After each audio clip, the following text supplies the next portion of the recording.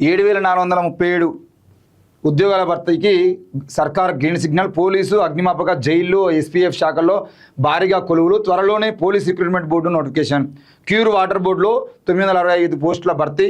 రాష్ట్ర ప్రభుత్వం ఆమోదముద్ర. టీజీపీఎస్సీ ద్వారా భర్తీకి ఏర్పాట్లు.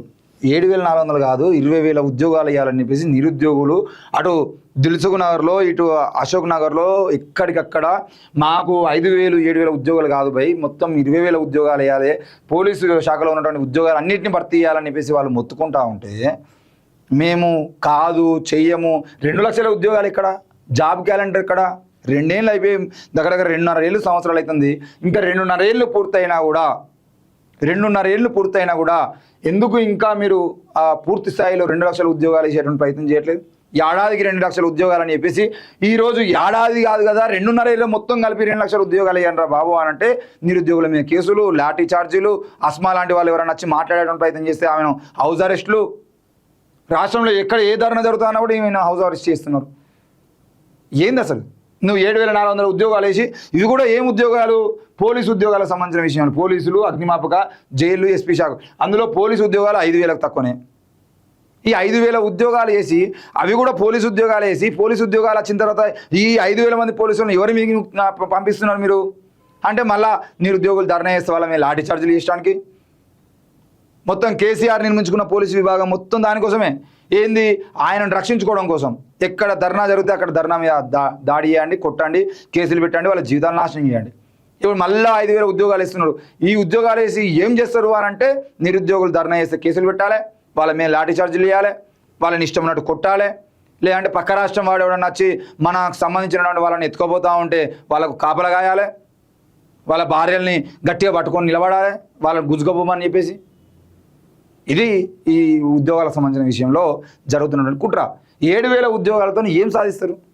నిరుద్యోగులు రాష్ట్రంలో రోజు రోజుకు పెరుగుతూ ఉంటే ప్రతి సంవత్సరం లక్షల మంది విద్యార్థులు డిగ్రీలు పూర్తి చేసుకొని సమాజంలోకి వస్తూ ఉంటే మీరు సమయానికి ఉద్యోగాలు లేకుండా నరేంద్ర మోడీ ఏమో మిర్చి బజ్జీలు పెట్టుకోండి, బండిలు పెట్టుకొని నడుపుకొని అంటాడు.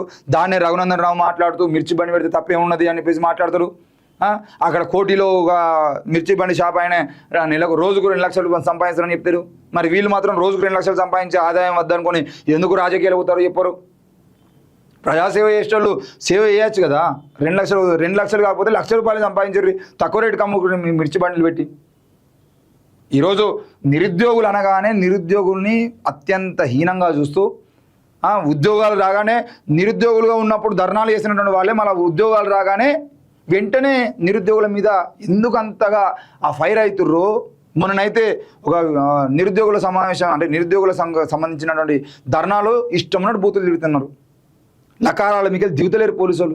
అరే లకారాలకు వెళ్ళి దిగేటువంటి మీరు ఈరోజు ఆ ఉద్యోగాలు ఉండడానికి కారణం ఎవడో ఒకటి ధర్నా చేస్తేనే ఉద్యోగాల నోటిఫికేషన్ వస్తేనే ఈరోజు మీరు ఉద్యోగాలు సంపాదించుకున్న విషయాన్ని సోయికి తెచ్చుకోవాలి కదా. సోయి ఉండాలి కదా కొద్దిగా. ఎస్ఐ స్థాయిలో, సిఐ స్థాయిలో ఉన్నటువంటి వాళ్ళు పోయినసారి ఎస్ఐ ఉద్యోగాలు కొట్టినటువంటి కొన్ని వందల మంది ఈరోజు నిరుద్యోగుల మీద లాఠీ చార్జ్ చేస్తూ ఉన్నారు. మేము అడుగుతూ ఉన్నాం, మీరు ఈరోజు ఎస్ఐ కావడానికి కారణం ఆ రోజు కొన్ని వందల మంది ప్రవళిక లాంటి చెల్లెలు చచ్చిపోతే కానీ ఉద్యోగ నోటిఫికేషన్లు వేయలేదు అంత ఈజీగా.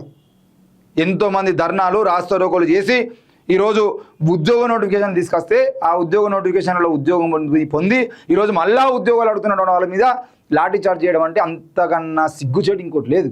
దయచేసి తెలంగాణ పోలీసు విభాగానికి మేము కోరుతా ఉన్నాం, దయచేసి ఆ లాఠీ చార్జీలు ఇవ్వడము, పిల్లల్ని బెదిరియడము, వాళ్ళ మీద అక్రమ కేసులు పెట్టడం లాంటివి చేయకండి. సమయానికి నోటిఫికేషన్లు వచ్చేది ఉంటే రోడ్ల మీదకి రావాల్సినటువంటి స్థితి ఏ ఒక్కరికి లేదు. ఆత్మహత్యలు చేసుకున్నటువంటి పరిస్థితులు ఎవరికి రావు. లక్షల మంది ఉద్యోగాల కోసం అంటే ప్రతి సంవత్సరం డిగ్రీలు పూర్తి చేసుకొని లక్షల మంది రోడ్ల మీదకి వస్తూ ఉంటే మీరేమో ఒక్క ఉద్యోగం ఇవ్వకుండా వాళ్ళ మీద లాఠీ చార్జ్ చేస్తా అంటే ఎట్లా ఊరుకుంటారు? అట్లాంటి వాళ్ళే కదా సమాజం మీద, ఈ పోలీసుల మీద గౌరవం తగ్గిపోయి, ఈ రాజ్యం మీద గౌరవం తగ్గిపోయి వాళ్ళు అంటే రాజ్య వ్యతిరేక కార్యక్రమాలు చేసేది. కాబట్టి తప్పేవరిది ఇక్కడ? చదువుకున్న వాడికి ఉద్యోగాలు లేక, ఉపాధి కల్పించలేక కనీసం పథకాలు తీసుకొచ్చి ఆ పథకాలు ఎవరికి ఇస్తున్నారు అంటే మళ్ళీ కాంగ్రెస్ ప్రభుత్వం అంటే కాంగ్రెస్ కార్యకర్తలకు ఇస్తారు, బీఆర్ఎస్ ప్రభుత్వం అంటే బీఆర్ఎస్ కార్యకర్తలకు ఇస్తారు. కానీ అసలైన చదువుకున్నటువంటి వాళ్ళకి ఎలాంటి ఉపాధి లేదు. 10th, inter, degree, PG, B Ed లాంటివి చేసి మళ్ళీ 5,000కు 6,000కు ప్రైవేట్ స్కూళ్ళలో ఉద్యోగాలు చేసేటువంటి పరిస్థితులు ఎందుకు వస్తున్నాయి? దయచేసి ఈ 7,000 ఉద్యోగాలు కాకుండా వాటిని 20,000 ఉద్యోగాలు పెంచాలని వాళ్ళు ధర్నా చేస్తున్న క్రమంలో వాటిని పెంచే ప్రయత్నం చేయాలని కోరుకుంటున్నాం.